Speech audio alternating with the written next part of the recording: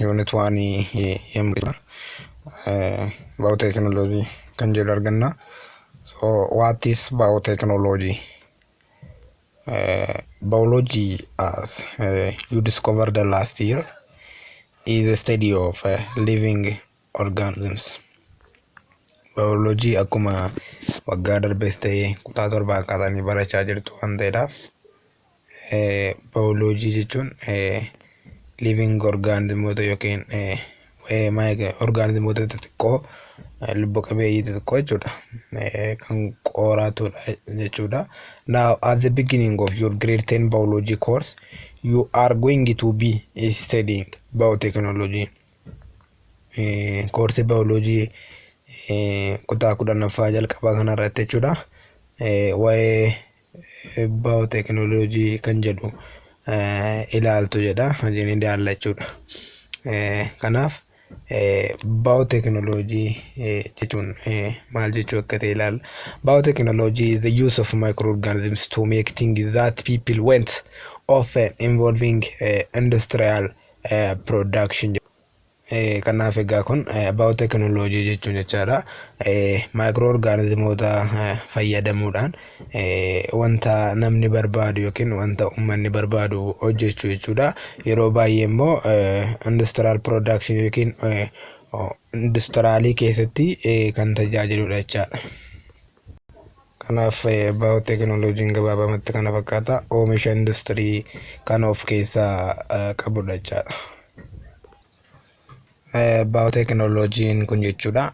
Biotechnology has always been extremely important. Biotechnology kun yeroo baay'ee barbaachisaadha jechaadha. It involves ways of making and preserving foods and making alcoholic drinks. Yeroo baay'ee soorata qopheessuu akkasumas dhugaatiiwwan alkoolii adda addaa qopheessuu keessatti hirmaata yookiin qooda fudhata jechaadha. Biotechnology kana karaa lamaan ilaaluu dandeenya. Traditional application of biotechnology fi modern application of biotechnology jennee iddoo lamatti ilaaluu dandeenya. Traditional application of biotechnology involving brewing beers, making wines, making breads, and making cheese and yogurt jennee ilaaluu dandeenya jechaadha.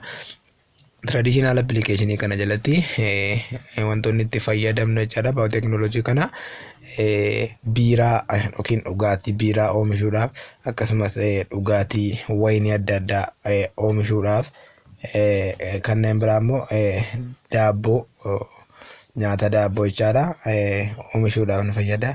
Akkasumas baaduu kan jennu yookiin bu'aa aannanii akkasumas yogurt kan jedhamu kun immoo urgoo isa jedhamudha jechaadha. Kanaaf nu fayyada jechaadha. Modern application of biotechnology immoo modern application of biotechnology include using genetic engineering to change crops and animals, producing new medicines and helping to provide new energy sources. Biotechnology modern application jalatti jechaadha. Genetic engineering crops yookiin callaa guddisuudhaaf akkasumas callaa jijjiiruudhaaf jechaadha. Gara ammayyaatti jijjiiruudhaaf mala aadaarraa gara ammayyaatti akkasumas loowwan ammayyeessuudhaaf kan fayyadu jechuudha. Akkasumas qorichoota adda addaa madda anniisaa adda addaa new energy source kan itti fayyadamnu jechaadha. It has enormous significance in helping people to improve and control their lives. Jireenya uummanni jireenya isaa akka fooyyessuudhaaf akkasumas control akka inni godhuudhaaf kan gargaarudha jechaadha. Biotechnology is based on microbiology. Biotechnology kun microbiology irratti based ta'a yookiin microbiology irratti hundaa jechaadha. As you know, microbiology is the study of microorganisms. Akkuma isin beektanu microbiology kun waa'ee microorganismoota kan qo'atudha. Tiny living organisms including bacteria, virus, fungus and protozoa. Lubbu qabeeyyii xixiqqaa jechuun kan akka baakteeriyaa, kan akka vaayirasii, fangii fi protozoaadha jechaadha. kana fakkaata jechaadha. Which are usually too small to be seen with naked eye. Egaan lubbu qabeeyyii xixiqqoon kun warra akka baakteeriyaa, vaayirasii, fangasii jenne kun jechaadha. Yeroo baay'ee xixiqqoo waan ta'aniif ija keenyaan mul'achuun hin rakkisa jechaadha. Ija keenyaan hin argamu garuu baay'een isaanii ija keenyaan hin mul'atu. Baay'ee isaanii immoo gargaarsa maayikirooskoopiitiin malee arguu hin dandeenyu. Kanaaf iddoo isaan jiranillee yeroo baay'ee hin beekaman jechuudha. Garuu ija keenya warreen argaman jiraatu jechuudha. Some microorganisms cause disease, others are enormously useful. Microorganismoonni kun yeroo baay'een isaanii dhukkuba kan fidan jiru jechaadha.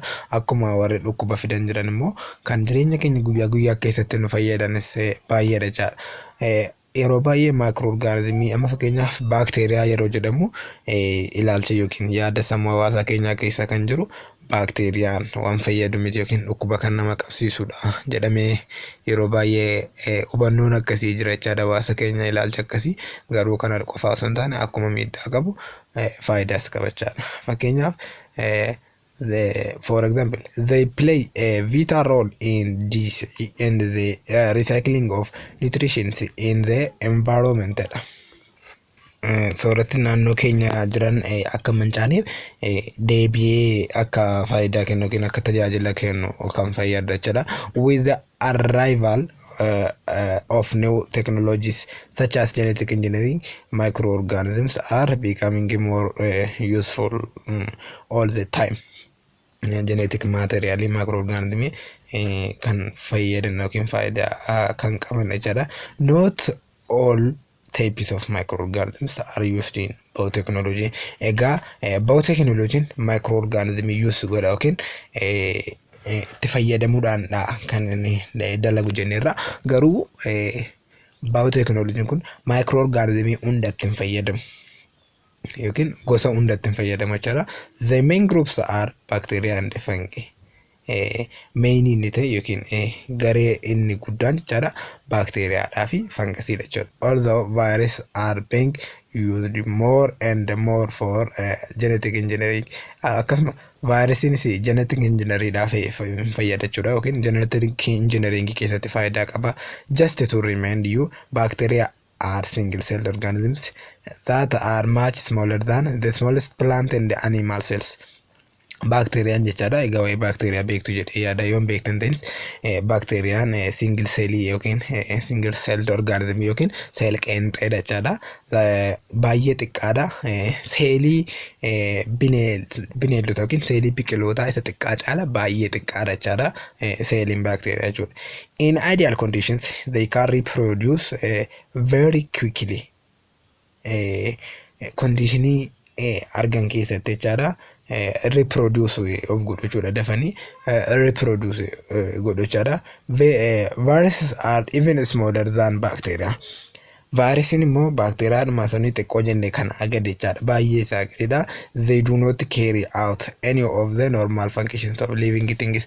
Egaa amalli vaayirasiin inni tokko immoo of danda'e yookiin ofiisaa danda'e ofiisaa irratti hundaa'e hin jiraatu jechuudha yookiin qaamaan ofiisaatiin hin jiraatu lubbu qabeeyyii biraa irratti maxxaneetidha kan inni jiraatu keerii ta'eeti jechaadha. Molds and yeasts are both fungi. Molds yookiin raacitiin jechaadha.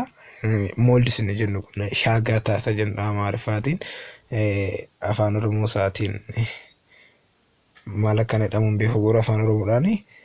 Molds and yeasts are gosa fangasiiti jechaadha.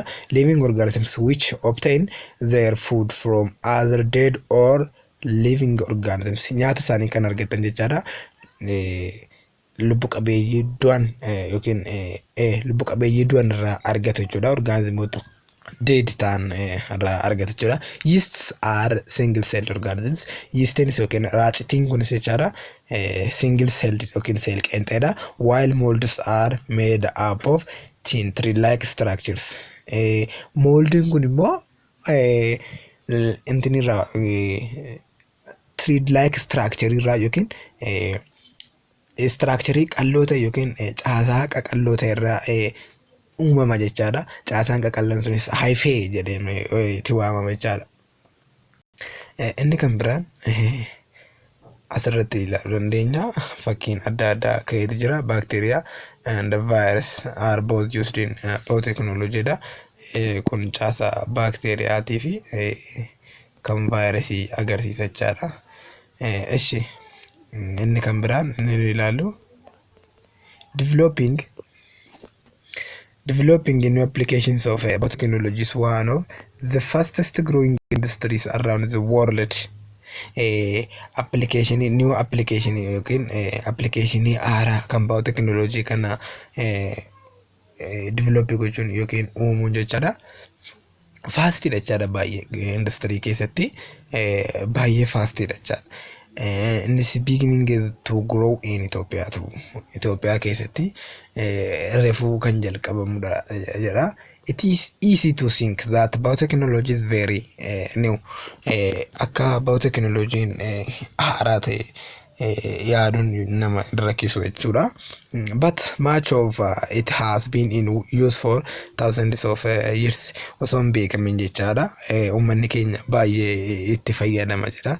People have used microorganisms to make food and drink almost as far back as your records ago. Uummanni keenya nyaata ittiin qopheeffachuu akkasumas dhugaatiiwwan adda addaa qopheeffachuudha kan itti fayyadamu jechaadha. Bacteria are used in manufacture of ergo or yogurt and ipe or cheese. Bacteria jechaadha dhugaatii kan akka ergoo jechaadha bu'aawwan aannanii keessa yogurt kan jedhamuu fi baaduu ipe yookiin ipe kan jedhu kun jecha amaariffaadha kan fudhatame ergoo fi ipe jechaadha. Yeast is used to make many traditional Ethiopian fermented foods. Yeastiin yookiin laaxitiin kun immoo traditionally kan ta'an nyaata aadaa kan ta'an jechaadha qopheessuu keessatti in tajaajila jechuudha, including injera and also to produce alcoholic drinks such as tej and xella. Fakkeenyaaf injera yookiin biddeena jechaadha and also to produce alcoholic drinks kan jedhaman immoo yookiin dhugaatiiwwan alkoolii kanneen jedhaman immoo kanneen fakkeenyaaf akka xejii, xallaa fi kan kana fakkaatan oomishuu keessatti yeastiin yookiin raacitiin gahee olaanaa qabachaadha. Tokkoon isaatiin inni alla traditional technology using yeast. Yeastitti gargaaramuudhaan traditional technology akkamittiin use goonu yookiin maali akkamitti fayyadamna isa jedhu ilaalla jechaadha. One of the most useful microorganisms is yeast. Yeastiin jechaadha microorganismoota faayidaa qaban keessaa isaan tokkodha yookiin faayidaa guddaa qabachaadha yeastiin microorganismii keessa. The yeast are single celled organisms. Akkuma gaaratti ilaalle yeastiin kun cell qeenxeedha. Each cell has a nucleus, cytoplasm and membrane surrounded by a cell wall. Cellii yeastiin kun jechaadha yookiin raacitiin kun immoo nucleusii qaba walakkaa isaa centraalii isaarraa akkasumas cytoplasmii membrane cellidhaan haguugamee akkasumas naannoon isaa immoo cell wall yookiin cichaa seeliitiin haguugamee kan jiru jechaadha. The main way in which yeast reproduce is by asexual budding. Seeliin raacitii kun kan ittiin reproduce yookiin wal horu asexual budding wal qoqqoodinsa isa jiru jechaadha. Wal qoqqoodeeti asexual buddingidha kan wal qabate kan inni ittiin wal horu. Splitting into two to form new yeast cells. Iddoo lamatti cituudhaan jechaadha kan inni new cell yookiin cell haaraa yookiin yeast haaraa kennuu kan danda'u. Just 1 gram of yeast contains about 25 billion cells. Graamiin tokko jechaadha yeastiin graamiin tokko cellii biliyoona 25 of keessaa jechaadha. When yeast have plenty of oxygen they respire aerobically. Egaan asitti wanti ni ilaallu aerobically ilaalla jechaadha. Kan duras barataniitu ta'uu danda'a. Aerobically and anaerobically wanta jedhamu jira. Aerobical jechuun with oxygen. Oxygenii wajjin yeastiin kun jechuudha respire yeroo inni godhu jechaadha. Oxygenii wajjin aerobically jedhama. Without oxygen immoo anaerobic jennee ilaaluu dandeenya jechaadha. Breaking down sugar to provide energy for the cells and producing waters and carbon dioxide as waste products. But yeasts are useful because they can also respire anaerobic. Respiration lamaan isaa gaggeessa jechaadha. Aerobic yookiin with oxygen dhaa fi anaerobic yookiin immoo without oxygen, oxygen malee fi oxygen wajjin. Aerobic oxygen wajjin yommuu ta'u, anaerobic jechuun immoo without oxygen jechaadha. When yeast cells break down sugar in the absence of oxygen, kun jechaadha, absence of oxygen or without oxygen jechuu dandeenya, they produce ethanol or commonly referred to as alcohol and carbon dioxide dha. Kana ilaaluu ni dandeenya jechaadha. Fakkeenyaaf yeroo gluukoosii fa'aa keessatti argitaniitu C6H12 plus O6 kun nama fakkeenyaaf gluukoosiidha. With oxygen yeroo ta'u ethanolidhas jechuudha. Without oxygen yeroo ta'u oxygeniin hin ba'a jechaadha keessaa. With oxygen yommuu ta'u immoo oxygenii wajjinidha jechaadha. Aerobic respiration provides more energy than anaerobic respiration. Kana sirriitti qabdu. Aerobic respiration jechuun with oxygen inni oxygen qabu jechaadha. Isa oxygen hin qabne hin caala jechaadha. Respiration inni oxygen qabu yookiin aerobic respiration anaerobic respiration caala provide godha jechaadha energy. Allowing yeast cells to grow and reproduce. However, hence they exist in large numbers. Large number qabachuudha seeliin isaa yookiin seelii baay'ina seeliitiin yookiin guddina seeliitiin caala jedha. Yeast cells can survive for a long time in low oxygen conditions. Seeliin yeast kun jechuudha yeroo dheeraadhaaf turuu danda'a low oxygen keessatti jechaadha. And will break down all the available sugar to produce ethanol. Akkasumas hin caba jechaadha. Sugar produce gochuu yookiin ethanolii oomishuu keessatti hin caba jechaadha. The anaerobic respiration of yeast is sometimes referred to as fermentation jedhama jechuudha. Al tokko tokko immoo dhiifama. Anaerobic respiration kun jechaadha yeroo tokko tokko fermentation jedhameetiin waamama jechaadha. We have used yeast for making bread and alcoholic drink almost as far back as human records ago. Amma gara litti ilaalerraa yeastii kana kan nuti fayyadamnuuf daabboo akkasumas dhugaatiiwwan alkoolii adda addaa oomishuudhaaf jechaadha.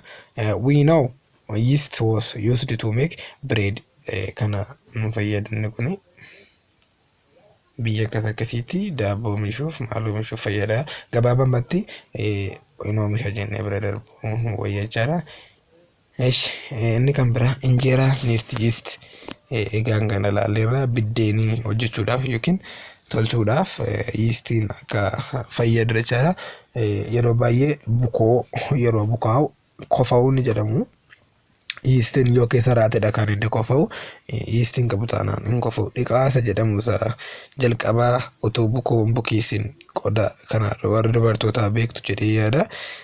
Nu caala beektu waan taataniidhaaf keessatti inni dhiqaa jedhame yookiin jalqaba irratti wanti bukoon muraasi wayii wanti barbaadamu sun yeastiidha yookiin raacittiidha jechaadha. When you make injeera grind your teeth or barley and then kun akkaataa itti bukeessamudha. Kan afaanumaan dubbanne bira dabarra. Inni kan biraan making alcoholic drink. Alkoolii yookiin dhugaatii alkoolii oomishuudhaaf isin fayyada. Karaawwan alkooliin ittiin oomishamanidha isaan kunis. Gabaabaadhumatti kana fakkaata jechaadha. Kanaaf asirraa kaasnee paartii itti aanu keessatti ilaalla. Amma ammaatti waan waliin turtaniif baay'ee galatooma. Amma ammaatti illee warri subscribe goone chaanaalii kana subscribe godhaa. Hiriyoota keessaniifis share godhaa. Waan wajjin turtaniif thank you so much. We will continue the other day.